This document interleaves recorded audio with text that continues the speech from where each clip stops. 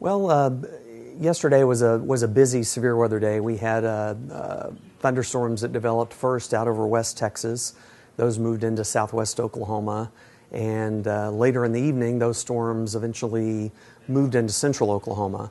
And it ended up where we had a situation where the storms kind of set up residence almost over the I-44 corridor, and we just kept seeing repeated thunderstorms over and over that happened from Lawton up into the Oklahoma City metro area, and that caused some flooding. So we had a variety of weather that happened, but those storms all developed about 3 or 4 o'clock yesterday afternoon out in West Texas, and then we dealt with them later in the night. Well, certainly one of the main impacts locally here in the Oklahoma City metro area was the amount of water that we saw, the flooding.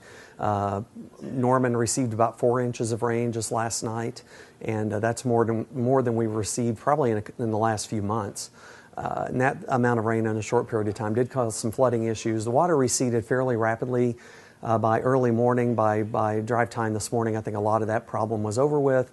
But that's probably the main impacts today. There were some storms that produced some wind damage out near El Reno and out near Hinton. There were a couple of 18-wheelers that were blown over, and some structural damage to barns and things like that. Fortunately, the damage that we've seen so far hasn't been extremely significant or widespread, which we're thankful for. It does feel in a way like severe weather season kind of started early.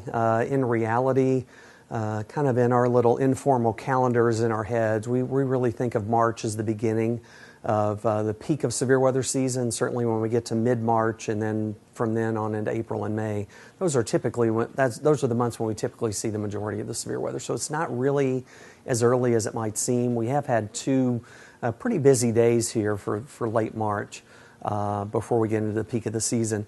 Really, meteorologically, there's nothing we can take away from this. There's nothing we can say. We can't look at late March and say, because we've had these big events in late March, that means something for April or May. It really doesn't. I mean, it just depends on what weather pattern we're in. We switched patterns. We got into a much more active pattern where we had storm systems moving across. That pattern is not completely going away yet, so that we're going to continue into that. So we could go any number of directions from here. There's nothing to say that we'll have a busier year all the way through May than we usually do just because we started early.